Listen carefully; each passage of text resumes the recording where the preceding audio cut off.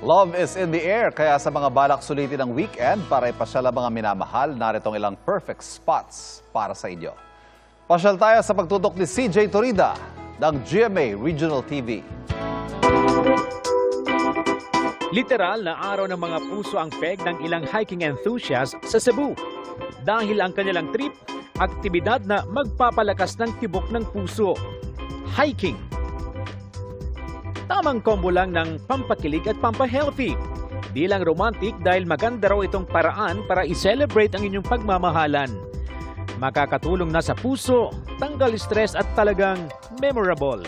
Sabi nga ng isang hiker, dito raw lalabas ang tunay na personalidad ng isang tao. Mas mabilis mo rin daw mapansin ang red flags pag nasa adventure. Pwede pa rin daw sundutan ng konting pagkilig gaya ng, "Uy, ako na magdadala ng bag mo."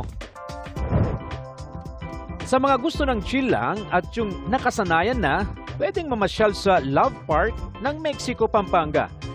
Tampok ang mga makukulay na palamuti at naglalakihang mga puso. Highlight din ang iconic lighthouse ng lugar na mas lalong pinai-stand out ng mga ilaw.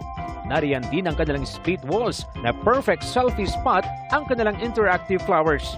Oh, baka may mga balak mag-propose dyan. Dagdag pakilig itong mahigit 20,000 blue LED roses.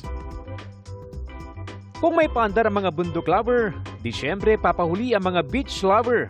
Sa Dagupan, Pangasinan, nariyan ang Tondaligan Beach Park. Full force ang mga lifeguard na tututok sa mga bata at mga mapaparami ang inom.